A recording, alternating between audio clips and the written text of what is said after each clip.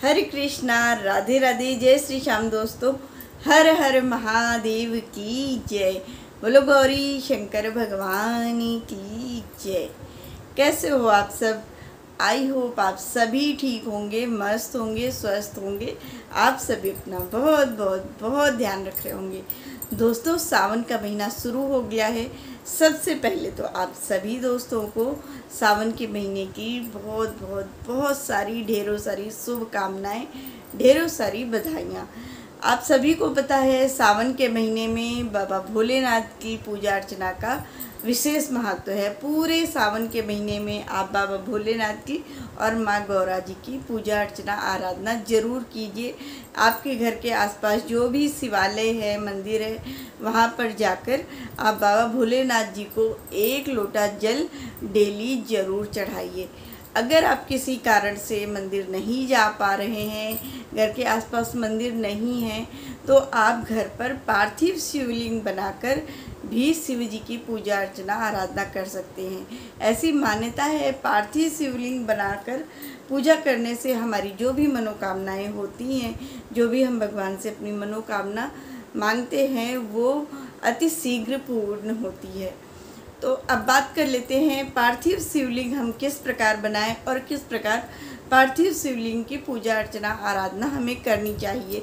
इसके बाद में वो पार्थिव शिवलिंग जो हैं उनका हम विसर्जन किस प्रकार करें। वीडियो को एंड तक जरूर से देखिए। वीडियो पसंद आए तो लाइक शेयर तो बनता है। प्लीज़ वीडियो को ज़्यादा से ज़्यादा लाइक करें, ज़्यादा से ज़्यादा शेयर करें। बात आती है घर में पार्थिव शिवलिंग हम किस प्रकार बनाएं। देखिए, पार्थिव शिवलिंग मिट्टी से बनाते हैं, तो आपके घर के आसपास अगर कोई नदी है, जैसे कि गंगा नदी है या यमुना नदी है, तो वहाँ के आसपास जो मिट्टी होती है, रेत होती है, अगर वो मिल जाती है तो बहुत बहुत अच्छी बात है। और अगर नहीं है तो आपके घर में गमला तो होता ही है, सभी के घरों में गमले होते हैं, तो आप एक प्लेन गमला ले लीजिए जिसमें कोई भी पेड़ नहीं लगा हो। एक सिंपल गमला ले लीजिए, उसमें मिट्टी भर के और उसमें गंगा जल के छींटे लगाइए। गंगा जल के छींटे लगाने के बाद में आप एक लोटे में जल भर लीजिए अपने घर में, और उसमें थोड़ा सा गंगा जल डाल के और फिर उस गमले में जो हमने मिट्टी भरी है उससे हमें पार्थिव शिवलिंग बनाना होता है। तो आप गमले में पार्थिव शिवलिंग बना लीजिए। देखिए, डेली बना सकते हैं तो बहुत बहुत बहुत अच्छी बात है, अगर आप डेली पार्थिव शिवलिंग की पूजा कर रहे हैं। और अगर नहीं बना सकते हैं तो सोमवार, यानी जो सावन के सोमवार आते हैं, उन सोमवार में आपको पार्थिव शिवलिंग बनाकर ही पूजा करनी चाहिए।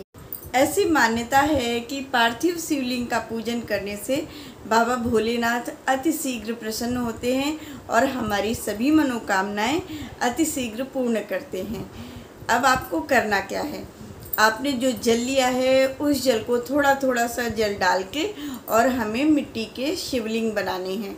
जब भी आप शिवलिंग बनाएंगे उस टाइम पे आपको ओम नमः शिवाय, ओम नमः शिवाय इस तरह से मन ही मन में जप करना है और शिवलिंग बनाने हैं। शिवलिंग बनाने के बाद में आपको जो शिव जी की पूजन की सामग्री होती है वो सारी सामग्री आप ले लीजिए। और इसके बाद में आप हो सके तो सुबह के टाइम में और प्रदोष काल में अगर पूजन करते हैं तो बहुत ही शुभ माना जाता है।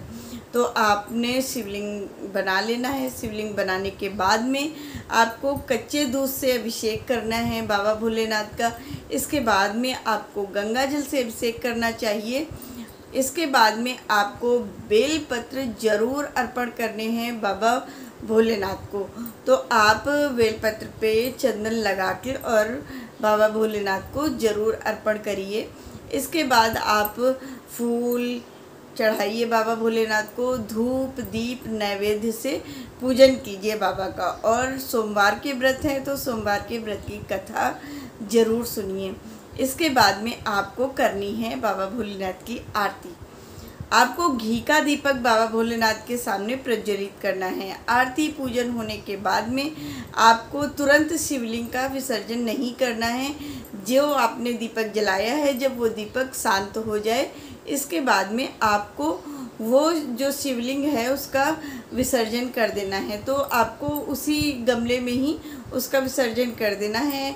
मिट्टी के हमने शिवलिंग बनाए हैं, इसलिए वो गमले में ही विसर्जन आप कर सकते हैं। आपको पार्थिव शिवलिंग को रात में घर में मतलब ऐसे बने रह के छोड़ना नहीं होता है। आपका जब पूजन हो जाए, दीपक शांत हो जाए, इसके बाद में आप अपनी मनोकामना वगैरह बोल के बाबा का पूजन अच्छे से करिए। पूजन करने के बाद में, कहानी वगैरह करने के बाद में, आरती होने के बाद में, जब दीपक शांत हो जाए तो इसके बाद में आपको शिवलिंग का विसर्जन करना है। इस प्रकार आप बाबा भोलेनाथ की पूजा अर्चना आराधना कर सकते हैं और बाबा भोलेनाथ जी के मंत्रों का जाप करिए। ओम नमः शिवाय मंत्र का जाप आपके आज के दिन आपको ज़रूर करना है। जब आप पूजन कर रहे हैं उस टाइम पे भी करना है, और दिन में अगर हो पड़ता है तो आप 1-2 बार, यानी जब सुबह मॉर्निंग में पूजा कर रहे हैं तब भी कर लीजिए, और जब प्रदोष काल का टाइम है उस टाइम पे भी कीजिए। इस तरह से पूजन करने से बाबा भोलेनाथ प्रसन्न होते हैं और हमारी जो भी मनोकामनाएं होती हैं वो अति शीघ्र पूर्ण करते हैं। आई होप आप सभी को आज की वीडियो अच्छी लगी होगी। वीडियो पसंद आई है तो ज़्यादा से ज़्यादा लाइक करिए, ज़्यादा से ज़्यादा शेयर करिए। मिलती हूँ आप सभी से नेक्स्ट वीडियो में। तब तक के लिए हरे कृष्णा, राधे राधे, हर हर महादेव। बोलो गौरी शंकर भगवान की जय।